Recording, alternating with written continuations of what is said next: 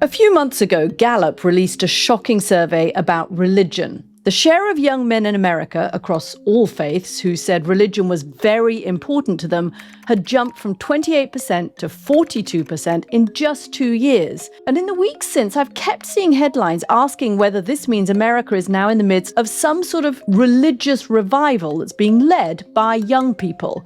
But recently, Ryan Burge, who's a professor and data analyst on religion in America, found something strange in those numbers.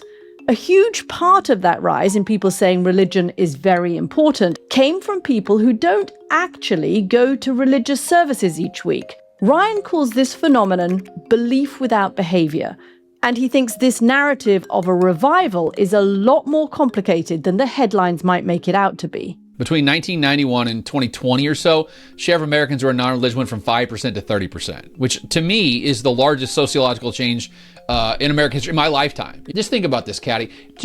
For America to go from 25% weekly attendance to 28% weekly attendance, that's 12 million people. 12 million people across 300,000 houses of worship means that every house of worship adds 30 to 35 new people.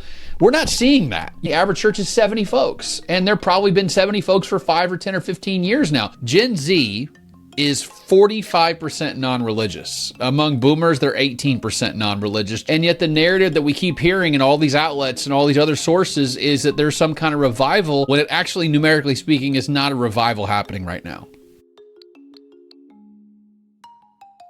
But is there anything in this number? I mean, it is a pretty dramatic number that Gallup had. I'm assuming that those people aren't lying to Gallup, that they do feel that religion is more important in their lives than they did 2 years ago, or you think people have just changed the way they answer the question? I think the religious importance is a weird question because it's sort of like what we call like a vibes question. Like, how do you feel about something? And people saying that they think religion is important to them might mean they like what it teaches about gender or sexuality or gender roles or, pick, right, of the above things. But me feeling like something important and me actually getting up on Sunday morning and putting my butt in the seat of a pew is two totally different things. Like we talk about the vibe session right now, the economy feels bad. Religion feels good right now for whatever reason. It's having a moment, as the children say. But I don't think that's actually translating to like a meaningful change in like what the average church, the average pastor is experiencing. You landed, Ryan, on this phrase, belief without behavior. How did you come to that phrase, and what do you mean by it? Yeah, so this is if you study, like sociology of religion in college, we talk about the 3 B's of religion: behavior, belief, and belonging. So behavior is like going to church. Belief is, believing in God, Jesus, the Bible, Muhammad, Buddha, whatever. And then belonging is like, what's your present religion, if any? Catholic, Protestant, Muslim, Buddhist, Hindu, atheist. And, those 3 things don't always work in concert with each other. Like, I think the way that the average person thinks about, well, the more I believe, the more I'll behave. There's actually a whole lot of people in America who believe in God without a doubt, who don't go to church at all. In fact, among people who never attend religious services in the United States, that group of people is more likely to say they believe in God without a doubt than they don't believe in God at all. So, a lot of people have this sort of like deep well of religious belief in a higher power, spiritual power, or God, but they actually don't do anything tangible with that belief. They don't put themselves in a pew on Sunday morning. They don't watch religious programming. They don't read the Bible or the Torah, the Quran. They like the idea of religion. They like the idea of spirituality, but they do almost nothing practically to sort of express that desire for something divine. Of the 3 B's, the one that is clearly the best for you, empirically speaking, across all arenas of your life is the behavior piece. Going to church, going to mosque, going to synagogue makes you more politically tolerant, makes you more politically engaged, and more likely to volunteer, more likely to donate, actually increases your mental health, increases your social capacity. Yet the sad reality is, the one that's fallen the quickest in America is the behavior piece. The belief piece and the belonging piece are still relatively strong. The going to the church part is the part that's going to make their lives better, and actually probably is going to make democracy better at the same time. But that's the part they refuse to do. Okay, I'm going to give it one more push as the counter-argument. Go ahead. We saw this Easter, 2026, a big surge, reportedly, particularly in Catholic churches, with dioceses saying that they saw a roughly 38% jump in adult converts.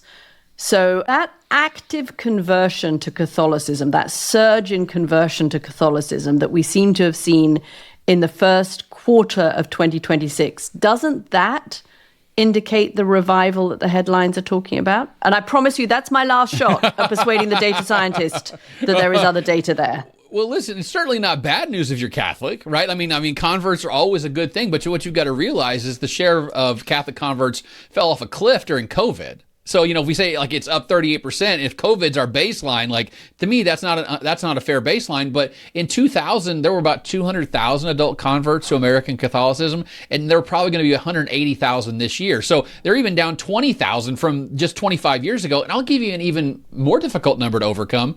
In the 1960s, the Catholic Church was baptizing about 1.3 million infants every year, and now they're baptizing about 500,000 infants every year. It is almost impossible to convert your way out of a retention problem.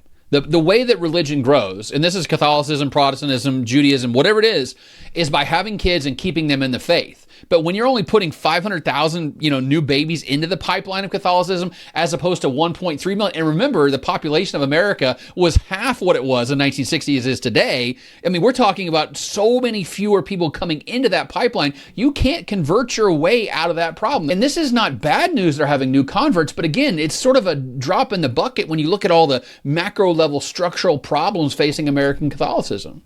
Okay, very good reminder to me not to get into a data battle with somebody who is actually a data scientist. Point taken, you win. I get it. I hear the arguments. I thought it was worth one more try. Yeah. Would you expect, as somebody who studies religion, has practiced religion, has been a pastor yourself, would you expect this to be a moment where people would turn to faith to try to solve some of the anxiety that we all have about the state of the world generally? I mean, the data says that we do sort of return to faith during times of crisis, right? Existential or real crises. For instance, in the wake of 9/11, we did see a jump in church attendance. In the months after 9/11, attendance went up. But what the other part of the story that you don't hear often about is after 6 months or a year after 9/11, all that fell back to the baseline before 9/11 even happened. Mm-hmm. So we sort of it becomes like a balm to our souls when we're in time of this sort of existential crises. But when that crisis abates, we sort of return back to what we were before. So to me, the long-term sort of macro level structural trends in America, we might have bumps in the road. We might have existential crises like this. We might have questions about AI and meaning and purpose. And I do think people sort of might come to religion for those things. But you've got to realize, we're talking about, it would take tens of millions of Americans to come back to faith, to come back to church on an average Sunday, just to move the needle on these trend lines that we've been studying for 50 years now. Ryan, you talked about what that means for the individuals who are no longer practicing the behavior of religion, whatever religion it is, and what they personally are missing out on. What do you think the country is missing out on in that decline in that behavior? Yeah, I wrote a book called The Vanishing Church, and this is the core thesis of that book is religion is a core part of American democracy. It's a place where you mix with people who are a different age than you, blue collar, white collar, different political stripes. And it taught you how to be tolerant, how to find acceptance, how to find common ground, how to compromise. We sort of atrophied the muscles for what it takes for us to work through the problems that we're facing right now. And I think one of the reasons that we're facing this polarization is because we don't know people from the other side of the aisle.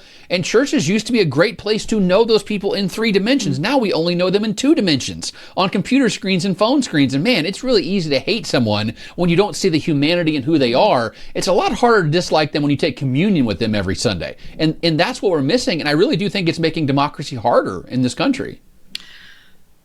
Ryan Burge, thank you. It's always a good reminder to look beyond the headlines and to look beyond the headline data number. And in this particular field, I think it's even more important because I think you're right. This is not just about religion, but there are so many ways in which our society, we're losing out on that opportunity to meet people who are not like us. And church just happens to be one of those ways.